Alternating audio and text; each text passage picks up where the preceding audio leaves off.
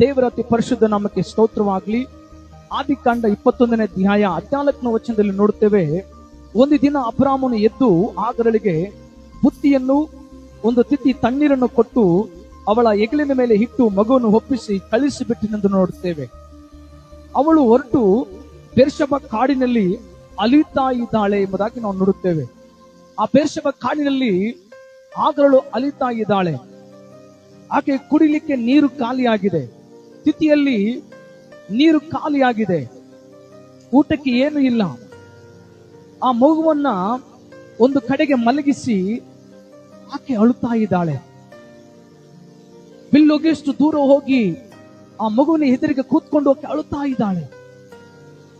ಆ ಮಗುವಿನ ಶಬ್ದವು ದೇವರಿಗೆ ಕೇಳಿಸಿ ದೇವರು ಆಕಾಶದಿಂದ ಮಾತನಾಡ್ತಾನೆ, ಆಗರಳೆ ನಿನಗೆ ಏನಾಯಿತು ಅಂತಂದು ದೇವರು ಕರೆದಾಗ ದೇವರ ವಾಕ್ಯದಲ್ಲಿ ನೋಡುತ್ತೇವೆ,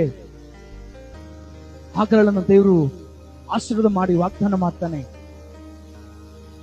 ಈ ಮಗುವನ್ನು ನಾನು ದೊಡ್ಡ ಜನಾಂಗವಾಗುವಂತೆ ಮಾಡುತ್ತೇನೆ, ಈ ಮಗುವನ್ನು ಕೈ ಬಿಡಬೇಡ ಎಂಬುದಾಗಿ ದೇವರು ಆಕೆ ಸಂಗಡ ಮಾತನಾಡ್ತಾನೆ. ಅಲ್ಲಿ ನೋಡುವಾಗ ಅಲ್ಲಿ ದೇವರು ಆಕೆ ಕಣ್ಣನ್ನು ತೆರೆದನೆಂದು ನೋಡುತ್ತೇವೆ. ಆಕೆ ಕಣ್ಣು ಯಾವಾಗ ತೆರೆಯಲ್ಪಟ್ಟಿತೋ ಒಂದು ಬಾವಿಯನ್ನು ಕಂಡು ಆ ನೀರನ್ನು ಕುಡಿದಳೆಂದು ನೋಡುತ್ತೇವೆ. ಆ ಮಗುವಿಗೆ ನೀರನ್ನು ಕೊಟ್ಟಳೆಂಬುದಾಗಿ ನಾವು ನೋಡುತ್ತೇವೆ. ಪ್ರಿಯರೇ, ಈ ದಿನದಲ್ಲಿ ಜೀವನದಲ್ಲಿ ಕಷ್ಟಗಳ ನಿಮಿತ್ತವಾಗಿ, ಸಮಸ್ಯೆಗಳ ನಿಮಿತ್ತವಾಗಿ ಅಲಿತಿರುವ ಜನರಿಗೆ ದೇವರ ವಾಕ್ಯ ಹೇಳುತ್ತದೆ, ಆ ದಿನದಲ್ಲಿ ದೇವರು ಆಗರಳ ಕಣ್ಣೀರಿನ ಕಂಡನು. ಪ್ರಿಯರೇ, ಆಗರಳು ಅಳುವುದನ್ನು ದೇವರು ಕಂಡನು.